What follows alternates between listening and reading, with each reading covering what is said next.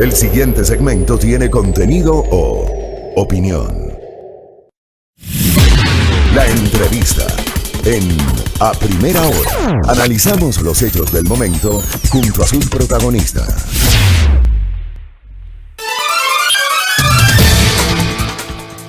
7:06 en la mañana.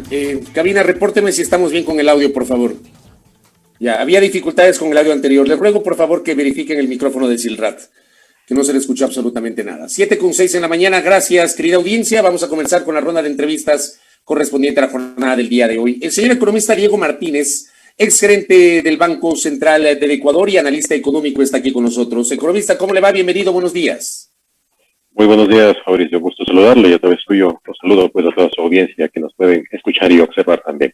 Gracias por la gentileza de acompañarnos. A ver, quiero seguir recogiendo reacciones respecto de lo que nos dejó el debate presidencial del pasado domingo entre los candidatos finalistas para la elección de segunda vuelta del próximo domingo 11 de abril. El primer segmento de este debate, que tuvo una serie de dificultades, creo que el formato fue un formato muy malo, que no permitió conocer a profundidad justamente las propuestas económicas y de otra índole por parte de los candidatos, pero el primer segmento hablaba de economía y empleo. ¿A usted le satisfizo las exposiciones de los finalistas presidenciales, economista Diego Martínez? Gracias, Fabricio. A ver, coincido con usted en que el formato del debate realmente no facilitó para nada que los ciudadanos podamos entender siquiera de manera completa o cabal lo que ambos candidatos querían proponer. Eso determinó que los candidatos se limiten a enunciar solo temas excesivamente generales, como fue en el caso de Andrés Arauz, que mencionó que su propuesta en este tema rondaría alrededor de los 3 ejes de producción, trabajo y liquidez, y mencionó ahí algunas otras decisiones de política que se tomarían al inicio, como el tema de la eliminación del 2% del impuesto sobre las ventas de las microempresas, cosa que coincidió con lo que dijo posteriormente el otro candidato, y algunas cosas así muy puntuales. Y por el otro lado, Guillermo Lasso hizo una presentación en la que no indicó cuál era la orientación de su política económica, sino que más bien se limitó a enunciar decisiones, como por ejemplo lo del 2% de las microempresas, del crédito al 1%. Entonces, esto a mi modo de ver configuró que en este segmento, más que nada, no quedó claro para la ciudadanía cuál es el conjunto de elementos que conforman el trabajo que llevarán los candidatos en esta área, sino más bien cosas un poco sueltas. Y lastimosamente se privilegió entrar ya más bien en un tema de controversia respecto a el pasado político del uno, el pasado político del otro, el presente en los negocios bancarios del uno y demás. Entonces, fue un debate que en lugar de facilitar que los ciudadanos podamos ver eso, más bien nos permitió distinguir, si es que somos un poquito más acuciosos, las diferencias de orientación que existen en este tema. Y de ahí luego durante el resto del debate se fueron soltando alguna que otra cosa referente a este primer bloque, como por ejemplo el tema de vacunación que se trató en segundo lugar, o como por ejemplo el tema de la vinculación del Ecuador con acuerdos comerciales o la forma de vincularse. Entonces fue un poco desordenado también el tema. Ahora, usted dice, se pudieron esbozar las diferencias de visiones. Están claras que las visiones de Arauz y de Lasso están en las antípodas, las visiones económicas están en las antípodas, economista Martínez. Yo diría que en ciertos temas sí y en otros temas no necesariamente. Por ejemplo, a mí me llamó mucho la atención que el asunto de dolarización, que con tanta fuerza había sido tratado por la campaña de Guillermo Lasso, fue un tema que prácticamente parecería que quedó ya cerrado.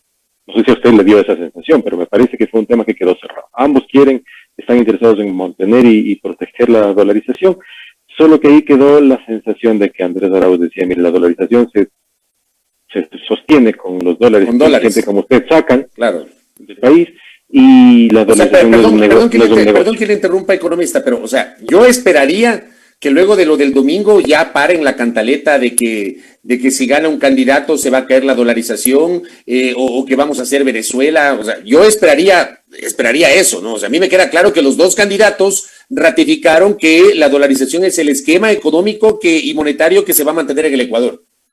Exactamente, yo esperaría exactamente lo mismo, pero obvio, estamos en medio de una campaña y no necesariamente las cosas se van a dar como claro, por supuesto. Eso es otro elemento. Entonces, Primero, esto de dolarización parecería ya que este es un tema completamente cerrado. La diferencia de enfoque está ahí en que se hace con los dólares y hay que tener los dólares aquí, y mientras tanto, por la perspectiva de Guillermo Lasso, fue, a mi modo de ver, un poco penoso ver que él haya tardado en responder que si se pone en un dilema entre el negocio bancario personal o la banca en general y la situación económica del país, pues ahí se generó una cierta duda, ¿no?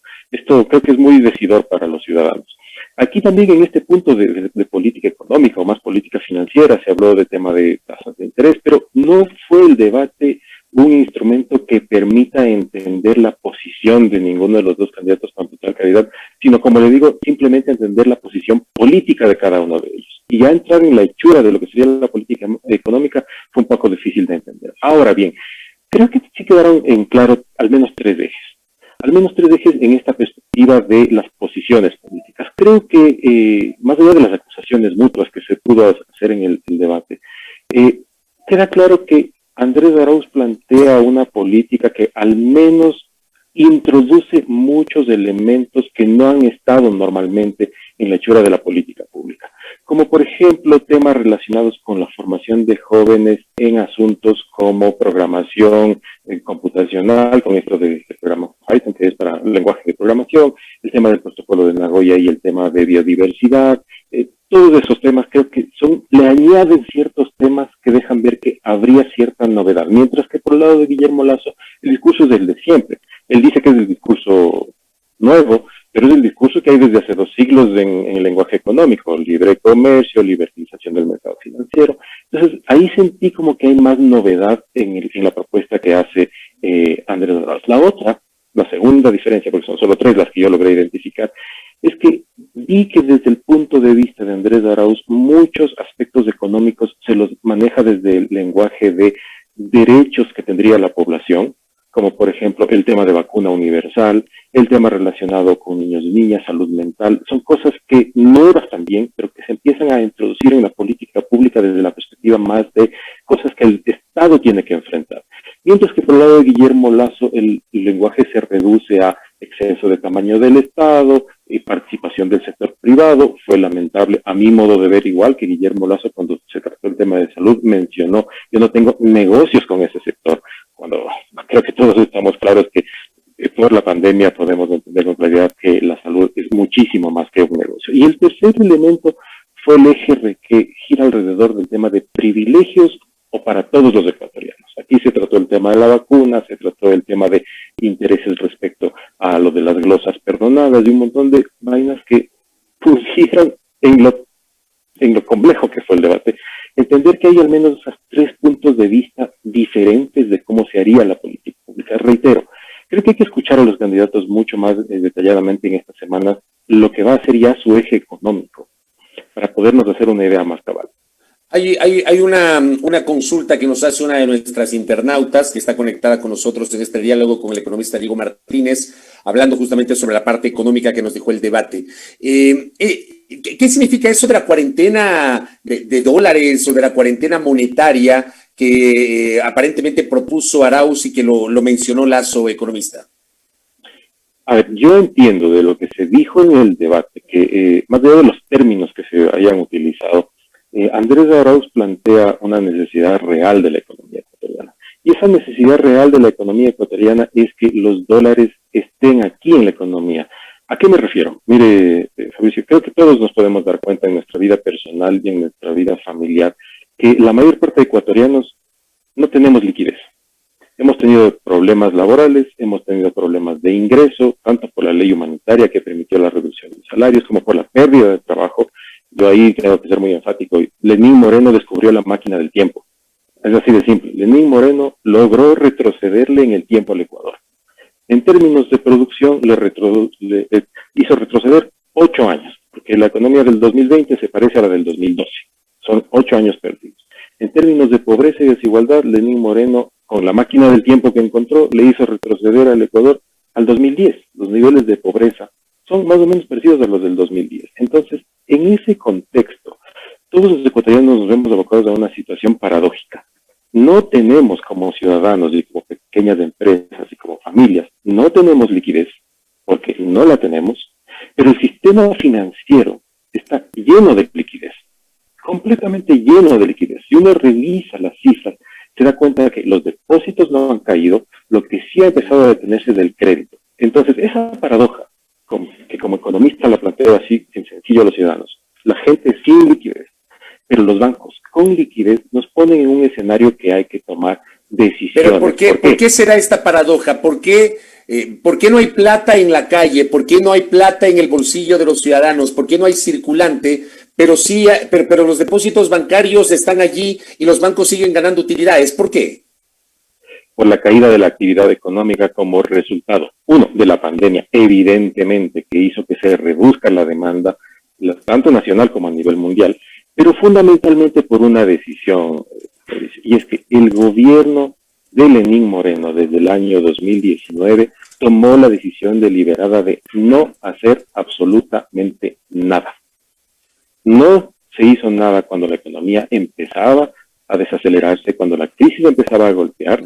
No se hizo nada cuando la pandemia empezó, no se tomó ninguna decisión, incluso se llegó a decir que los créditos con el fondo venían para recuperar la actividad económica y resolver los temas de pandemia, y cuando llegaron esos créditos se dijo, los vamos a guardar porque es lo que se ha acordado con el fondo. Entonces, cuando hablamos del tema de dolarización y el tema de dólares, hay que resolver esa paradoja, y es evitar que esa gran cantidad de dólares, que es una liquidez que está parqueada, por decirlo de alguna manera, en el sistema financiero, pero no está pasando a manos de los ciudadanos, no se vayan del país. Es así de simple lo que Andrés Arauz ha dicho. La dolarización se hace con dólares aquí y vamos a cuidar que estén aquí y que aquellos que los hayan sacado los traigan. Aquí hay un dato importante que no se mencionó en el debate, pero que es necesario mencionarle a la ciudadanía. En los años 2017 al año 2020, la banca privada tuvo unas utilidades extraordinarias, y esa es otra paradoja. Y yo la planteo a la ciudadanía porque es algo que debemos de entender. Entre los años 17 y 2020 la banca ganó aproximadamente 1.800 millones de dólares de utilidades. En los 4 años previos, entre los años 2013 y 2016, ganó 1.100 millones de dólares. ¿Cómo se puede entender que la banca en unos 4 años, estos últimos, en los que la economía ha estado en franco descenso, descomponiéndose, con una crisis económica muy fuerte, una crisis sanitaria que ni siquiera me alcanza a mencionar porque ya son dramas familiares y personales, al país le va mal y a la banca le va mejor? Desde esa perspectiva, entonces, hay una paradoja igual. No se puede entender que a la banca le vaya extremadamente mejor con unas utilidades que se incrementan en un 60% cuando la economía ecuatoriana retrocede 8 años. Desde ese punto de vista, entonces, debemos de estar claros en que hay fenómenos económicos que hay que corregir, como por ejemplo, el Banco Guayaquil en el año 2019 fue el banco que más dinero sacó de la economía ecuatoriana, no por orden de sus clientes, sino dinero que lo sacó el propio banco, dinero propio del banco. Este tipo de cosas, entonces, son las que nos ponen en las perspectivas que en el debate no se trataron a profundidad tampoco, pero que se enunciaron. El que quiere hacer dolarización sacando dinero, mientras el que propone hacer dolarización con el dinero en la economía. Ahora, el que propone hacer dolarización con la plata aquí, ya me refiero al candidato Arauz. El candidato Arauz dice, vamos a proteger la dolarización con dólares y vamos a repatriar los dólares que están en el exterior. Pero no dijo cómo. Yo le pregunto a usted, ¿cómo se pueden repatriar los dólares? ¿Se lo puede hacer por decreto o mediante medidas de estímulo? ¿Cómo se puede repatriar los dólares que estos bancos han sacado, economista Diego Martínez? Ahora, hay varios tipos de dinero que han salido del Ecuador. Hay dinero que han salido del Ecuador porque los bancos tienen posiciones en el exterior, es decir, tienen una parte de sus recursos en el exterior. Se puede establecer normativa e incentivos para que ese dinero regrese. Por ejemplo, el tema del coeficiente de liquidez doméstica, que incluye el fondo de liquidez, que contemplaba que el fondo de liquidez se considera liquidez externa, porque en realidad no está en el país, está depositado en el Fondo Latinoamericano de Reservas, por ejemplo. Pero eso se lo consideraba liquidez externa. Ahora, con normativas que cambiaron en este gobierno, un dinero que no está en el país se lo contabiliza dentro de liquidez doméstica, lo cual es un sinsentido. Desde ese punto de vista, entonces, para este tipo de dineros que administra el sector financiero, hay instrumentos regulatorios e incentivos para que lo puedan traer. Pero hay otro tipo de dinero que son el que ciudadanos han sacado. Las razones pueden ser muchas, desde razones éticas o poco éticas, eso no es un tema que podamos discutir en este momento, porque es muy amplio el panorama, pero también se puede establecer incentivos. Hay países en los que se han establecido leyes para repatriación de capitales. Ahí hay varias discusiones de los modelos, de las maneras, pero de que hay formas, hay formas. Insisto, el debate lastimosamente no ha permitido entrar en los detalles de cómo sería una política económica, y yo por eso invito a los ciudadanos a que esta semana estemos muy atentos, porque habría que pedir más detalle, y espero que ambos candidatos presenten un detalle mucho más argumentado, mucho más coherente, mucho más sólido de en qué consiste su programa económico. Lo que está en juego, y con esto voy cerrando, economista, ¿está en juego dos modelos económicos totalmente distintos o hay similitudes en la visión económica de ambos? Yo creo que hay elementos comunes, porque sabemos que son nocivos para la economía, como por ejemplo el 2% sobre las ventas de las microempresas. Ya, eso ambos dijeron que hay que eliminar eso. Ya, hay que eliminar. Ambos coinciden en que hay que mantener la dolarización. Ambos coinciden en que hay que tomar acciones para favorecer el sector agrícola. Pero más allá de estos elementos, lo que yo sí encuentro son diferencias bien fuertes de enfoque. Insisto, las diferencias de enfoque son bastante claras. Primero, el enfoque de una economía que trabaje para beneficio de los ciudadanos, abaratando costos, abaratando tasas de interés, mientras el enfoque de libre competencia que permita establecer un mercado financiero sin restricciones o sin regulaciones, por poner un ejemplo. El otro enfoque, un enfoque de derechos en el sector salud, o el tema de mujeres, el tema de jóvenes, el tema de enfermedades y demás, y un enfoque más de participación privada o, se ha dicho por parte del candidato Arauz, privatización del sector salud. Todo esto creo que nos pone en un dilema de dos modelos bastante diferentes, más allá de que haya ciertas coincidencias. Lo que sí me llama la atención es el tema relacionado con la perspectiva sobre el sector financiero. Insisto yo, el sector financiero en el Ecuador tiene que resolver esa paradoja que estamos viviendo, que es dramática, y es, hay 45.000 millones de dólares depositados en los bancos, pero los ecuatorianos no tenemos plata. Esa es la principal paradoja que económicamente hay que resolver. Y eso no se resuelve sin hacer nada o dejando que el mercado libremente tome sus decisiones. Hay que poner incentivos, hay que poner regulaciones para que esta paradoja que nos está afectando a todos se resuelva lo más rápidamente posible. El problema principal aquí, Fabricio, le agradezco su tiempo, es tenemos que entender quién propone un programa económico que nos garantice una recuperación económica lo más rápidamente posible, porque salir de este retroceso de la máquina del tiempo que se inventó Lenín Moreno y que la logró hacer, es algo que necesitamos de manera urgente. Oiga, esta cifra es espeluznante, ¿eh? 45.000 millones de dólares depositados en los bancos. Resulta que no hay plata en